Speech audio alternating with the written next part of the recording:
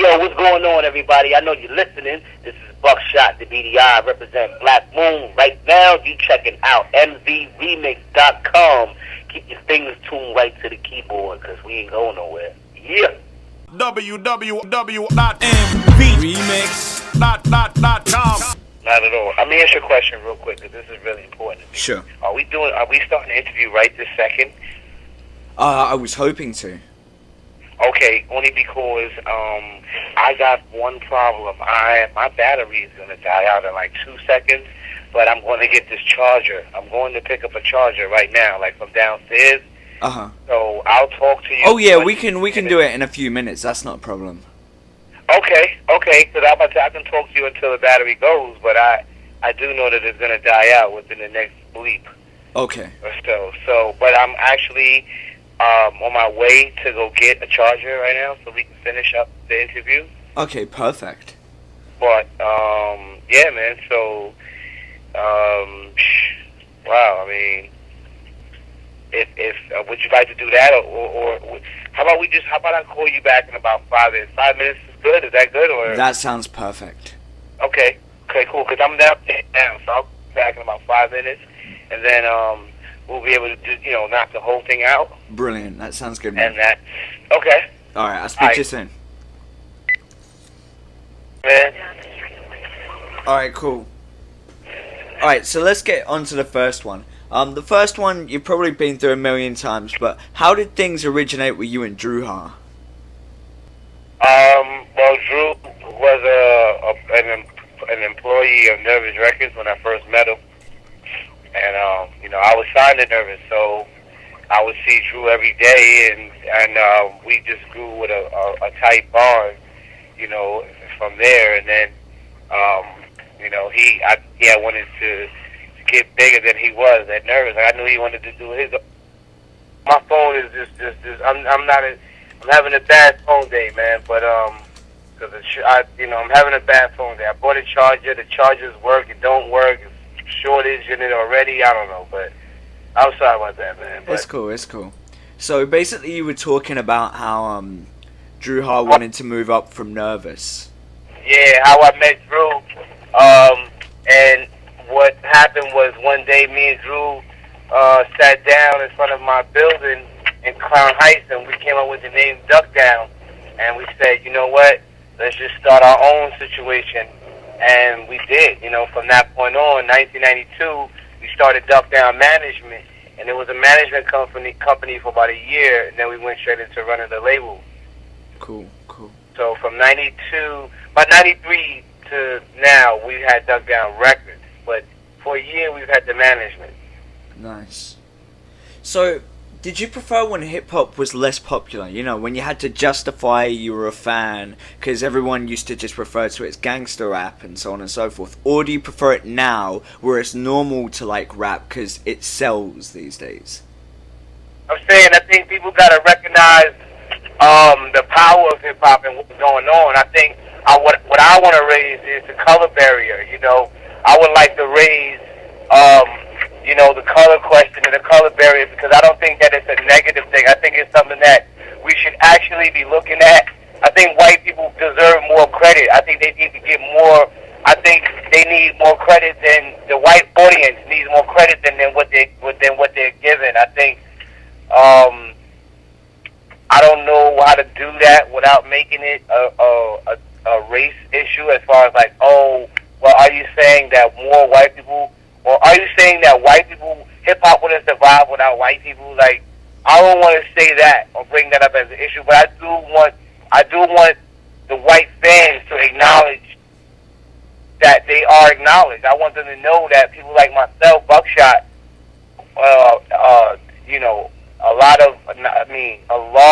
the majority of a large percentage of my fans that buy my records are white. And the majority and a large percentage of my fans that support my record are black, So I would like to give acknowledgement to the way the two works, because we have to, in order to keep hip-hop alive, we have to do that, because a lot of people wonder why people like Buckshot don't put out records anymore. And it's because people in my neighborhood don't buy records for $10. Yeah. So records only sell for $5 now due to the bootleggers. You know. Definitely. I remember reading that you tried to sign Eminem prior to Aftermath and Interscope. Can you tell me a bit about that? I mean, you know, quiet is kept. M is a real cool guy. He's real cool with Drew, and he's, you know, I know him, but he's really more a little, you know, he knows Drew. He's really cool with Drew. Like, you know, him and Drew had like a personal relationship, and Paul, where they would talk to each other a lot. There was at one point in time when we really tried to help him out with his deal and his financial situation, but unfortunately we had, you know, a lot of resistance that we were met with during that time. So we wasn't able to, you know, make anything happen for him. But, you know, we really did try to sign him, you know what I'm saying, on Priority Records. I'm glad we did it because, you know, who knows how big his career would have been. But I think, but we're still cool though. So that's the bottom line. As long as, you know, he's cool with us still, you know. Yeah. So describe a day in your life around the Enta Da Stage era. Wow. I mean, Enta Da Stage was really rough for me. You know, it was a really rough era. A lot of people don't know what I went through personally. You know, I was 17 years old. You know, I think I had just turned 18. I was 17 going into 18, and I had the pressure of running a management company as an 18-year-old young boy, shorter than 5'6", you know what I'm saying? You know what I'm saying? I had that problem of people taking my company and taking my whole representation seriously. So, you know, a day in the life around the Enta Da Stage era was based on constant struggle and letting people know to respect up-down management as a real management company, and not as just some little cute thing that Buckshot is doing. Nah, for real, where's your management type thing, you know? Cool. So it was, again, I was battling putting out a record. I was battling, you know, keeping Smith & Wesson in a good deal. I was battling trying to get Helter Skelter a good deal. I was battling trying to keep my record company, bring my record company into existence. So it was a really hard time. Yeah. What makes your music as relevant today as it was back then?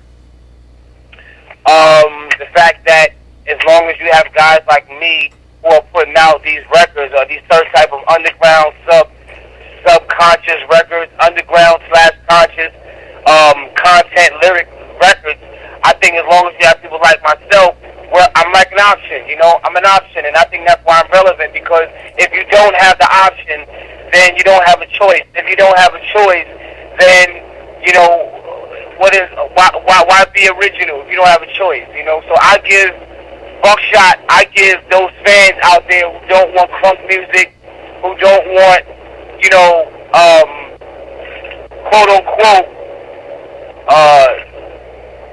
whatever is being done or said to please the public fashionable eye. Buckshot is an artist who's going to do what he's going to do, how he's going to do it, when he's going to do it, and where he's going to do it, as he pleases. And because he has an attitude like that, his music reflects the same thing.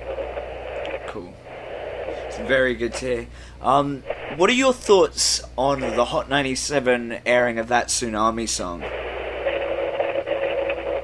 Wait, say that again? The airing that Hot 97 did of that Tsunami song, what do you think about that? About Hot 97? The Tsunami song they did. Oh, about the Tsunami thing? Yeah. I don't know. I mean, I performed for Tsunami Benefit Relief last night at B.C.C. So, I don't know. I hope whatever money is collected, it goes to the Tsunami Relief Fund, if that's what you're talking about. Well, basically, I think it's a good thing that, you know, people get involved. For some people, it's just another excuse to get things going or work. And for others, they're really genuine about helping to raise money for people who can't raise it themselves. Well, the problem was... How I am. I think, you know, I'm genuinely, you know, happy about raising money for people who can't get it themselves. I mean, no way. Like, I know how it is to be broke. You know what I'm saying? Yeah. So just imagine being in a fucking country where the whole country is broke and the whole country can't get no paper. Like, just imagine that. and then start talking about your fucking rings and your chains and your whips and your cars and your houses and all the shit that you don't got. Because I'm telling you right now, hip hop is 90% of hip hop artists are fucking liars and they're funners and it's the whole it's just all lies, man. And it really doesn't help anybody to be lied to, because people believe that shit. People watch VH1 and they believe these rappers are spending all this money, and none of it's true. None of it. Yeah. I could say some of it was true, but none of it's true. Rappers are not spending that type of money on jewelry. I got boxes. I got jewelry that I have access to, that I can wear anytime I want, anywhere I want, for as long as I want. $500,000 chains, $100 and some $1,000 rings, but they're not mine. Why would I want you to do an interview on me wearing a $100,000 chain when I really don't own that? Yeah. But more so what it was with Hot 97 was, I don't know if you heard about it, but they aired a song which basically had people teasing the tsunami victims, talking about, oh, the chinks are dead and all this other stuff, and it actually got Miss Jones taken off the air, and I was just wondering whether you had a chance to hear about that controversy. You know what it is? I think that you gotta understand something. That tsunami thing is bigger than. Someone needs to really talk about that. I don't know who's gonna make that an issue, but High 97 was wrong for that. And I don't, what do you do? What do you do when you are wrong for something, but you have so much power that no one's gonna challenge you? The only one that can challenge you is the media. The only one that can challenge you is the media to say, yo, that's fucked up. Why would someone be like Hot 97? Now y'all going overboard, because you know that nobody can contest to nothing that you say or do, because you're that powerful. Yeah. Against people like myself and other artists who felt like that was wrong. But what can we say? Because all they're gonna do is say, "Oh, then we won't support your record." Yeah. And I don't care if Hot 97 supports or doesn't support my record. I personally don't give a fuck. But the people in New York do, because that's the only station. That's the station that they listen to for access of what's going on. Yeah, definitely. So what's going on with the Boot Camp Clique and Black Moon at the moment? Say it again? What's going on with the Boot Camp Clique as a whole and Black Moon? Well, we got 3 The Hard Way coming out. We got 3 albums. We got 3 albums about to drop. You know what I'm saying? A lot of people don't know that, but we got 3 albums that we about to drop April, May, and June. You know what I'm saying? And that's real big, because people always say, yo, what's up with Boot Camp? What's up with Black Moon? If we're not as big as we used to be. You know what I'm saying? Yeah. So what's going on with those albums? Can you tell me some titles and some more details on them? They're actually working right now. You know what I'm saying? Can you hold up 1 second? Can you hold up 1 second? Yep. Sir. Hello. Are you okay? Yep. Roll your window down. Roll it down.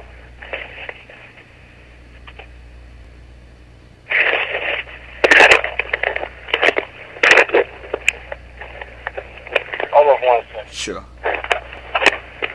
Yeah, I'm so sorry. So I think it's wrong. I think it's wrong. I think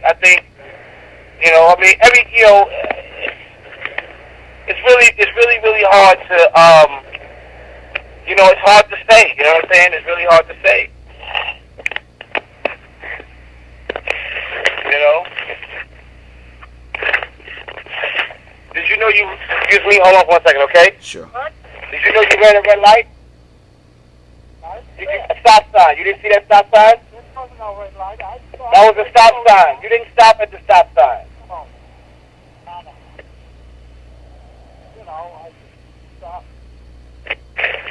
Hello? Hi. Yeah, sorry about that. This guy almost took my car and this interview to a whole other level. Like, as he runs a stop sign, and if I wasn't on point, it would have been a wrap. So I thought I was getting disturbed or distracted, but this guy, he wasn't. Okay, my fault. Go ahead. All right, my fault. Go ahead. I'm sorry. I know I'm killing you with this interview.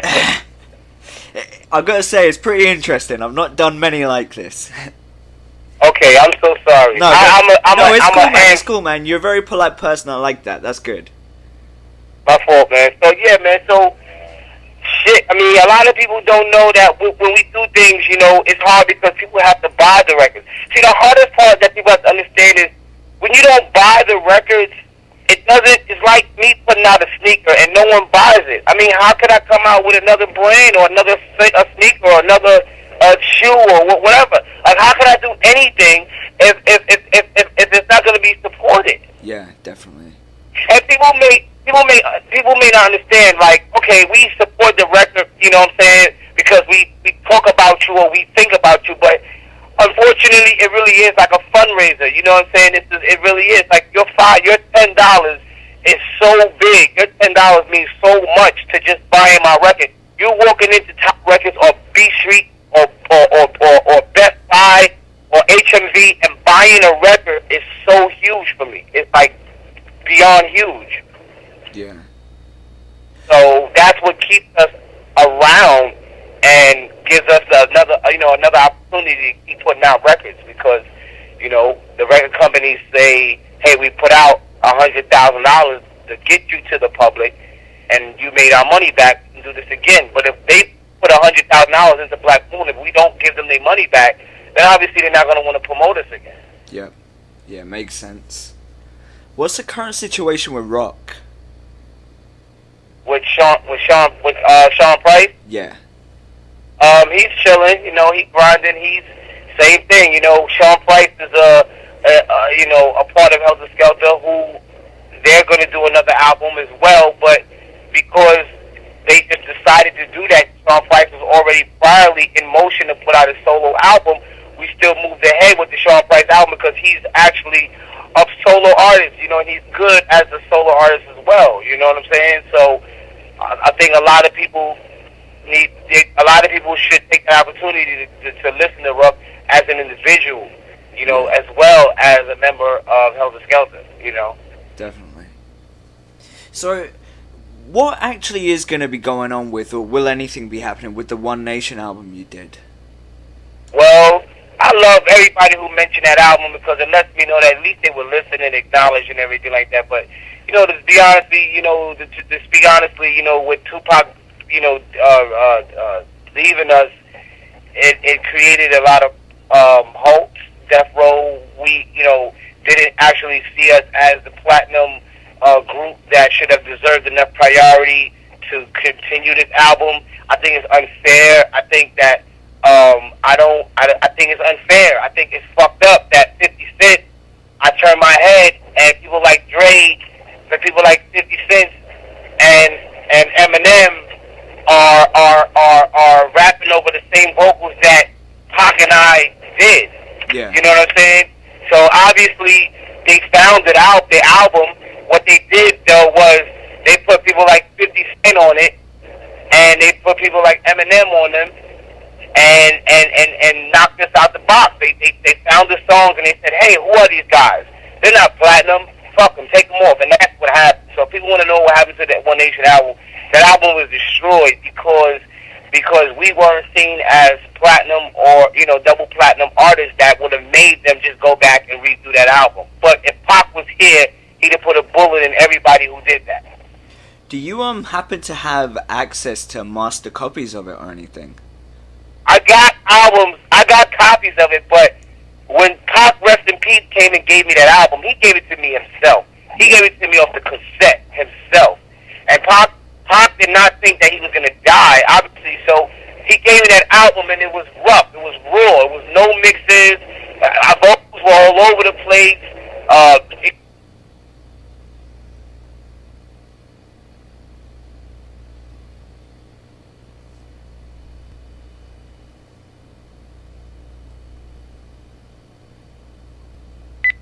Reception went out. That's cool. I'm driving now, too, so that's why. Okay. You were basically talking about how the version that Tupac gave you was very rough. Well, yeah, that's what I'm saying. Like, when he gave me that copy, he gave it to me himself personally, so it was all rough copy. So whenever you hear, like, the rough copy of the Tupac boot camp stuff, that is the only copy. You know what I'm saying? So, again, the only way for us to have actually went and cleaned it up, my battery charger was fucked up with my cell phone. I had to get to my house charger, man. It's cool, it's cool.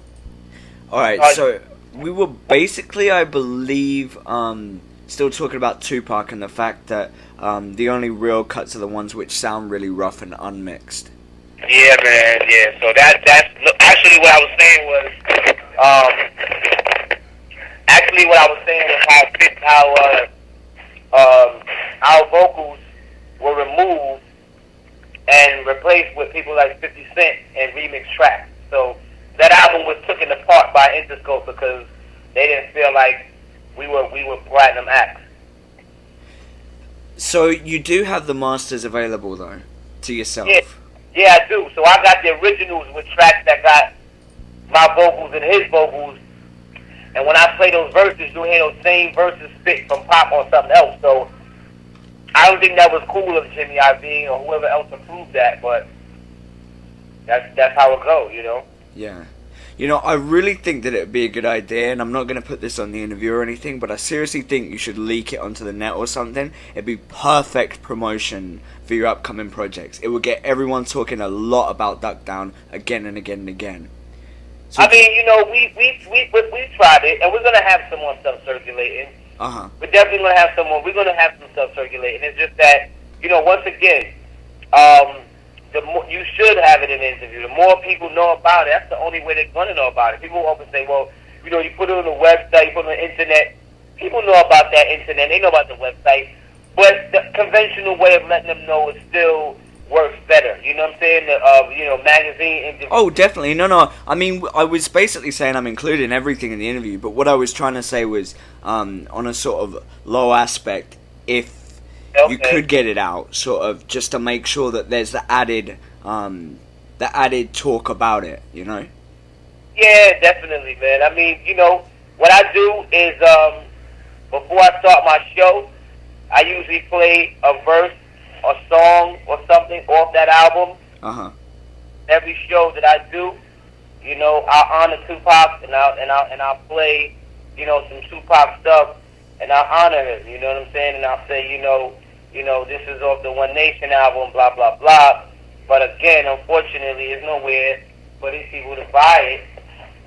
Therefore, they don't know, you know what I'm saying?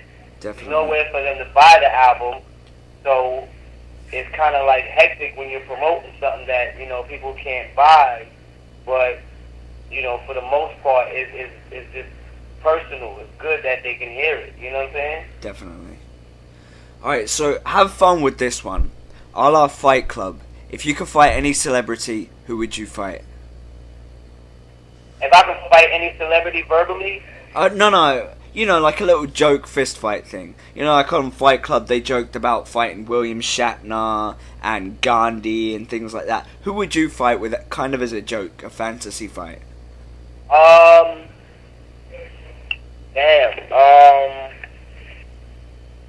Let's see, who would I fight, man? I've had everything from Schwarzenegger to Coleman to Star Jones. I would probably fight,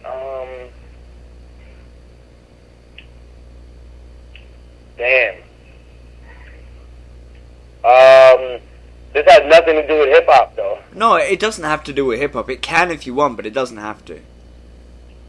I would fight Elijah Muhammad. Okay, why would you fight Elijah Muhammad? I have the Malcolm X kill. I wasn't feeling that. Yeah, I know what you mean, man.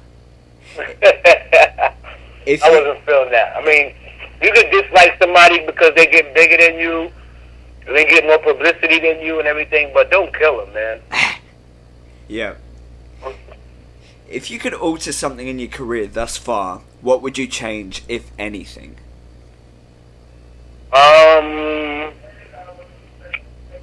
What would I change? I think I would change.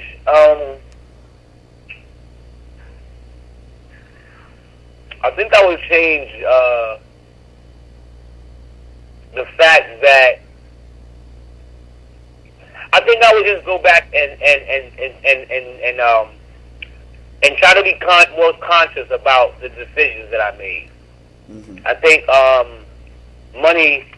I think a lot of bad decisions, man. So it's hard to place it in one thing. But I would say that I really wouldn't change anything, but I do regret some of the decisions that I made. Mm-hmm. Not badly, but just like, damn, if I could do that all over, I would definitely, I would definitely look at the contract better. Yeah. Aside from the 3 Duck Down projects which will be coming out over the next few months, what else have you been working on? Well, I'm working on, have you ever heard of a DVD called Smack? Yeah, I've heard of the Smack DVD collection. Alright, well, I'm working on one called Shot. Okay. SHOC. And it's basically going to be Buckshot taking you into the world of these unsigned, some sub-independent celebrities, hip-hop underground artists, you know? Nice. I'm going to be bringing you the real view from what's really going on. I'm going to take people, the way I brought people Smith and Wesson in the boot camp, I'm going to bring them Rusty Jukes and, Joe Scudder and a whole bunch of new cats, and plus I'm going to be showing them new cats that ain't on yet. Nice, nice. You know what I'm saying? So, if anybody out there feel like they talent and they skill should be blessed to be on that DVD, there is a small fee because, we're going to be promoting this all around the world. Uh-huh. So, we are asking a small fee from the artist, but if you do want to be involved in it, they can either go to Duck Down and hit us up at my website at Duck Down, or they can hit up my email. Okay. At DA New York.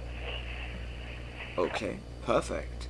You can even, you can put that out there. I don't care. My email address is VA New York, like the New York. Sure. I'll put that up, man. Yeah, so that they can hit me. It's gonna be crazy too, man. Nice, nice. Do you have any last words to your fans or potential fans that are going to be reading this? Is there anything else on your mind? I would say, you know what, to my fans, stay in touch with me. You know what I'm saying? Stay in contact with me. I mean, let's talk more, man. Let's stay with each other a little bit more. I mean, we don't really see each other. All my fans, I don't get a chance to talk to them on the website that much, on the email. I love my fans, man. I like to get to all of them as much as possible. So I think if I had anything to say to them, I would say, don't be afraid of Buckshot, man. Like, hit me up, man. People who don't know, man, I'm open, man. If you got like a mixtape that you want me to do, or a show that you want me to do, or something that you supporting, you never know, man. I'm all about the hip hop growth. So link me up, you know what I'm saying? Perfect. May be able to, do the same thing I did for boot camp for somebody else out there, Yeah, definitely.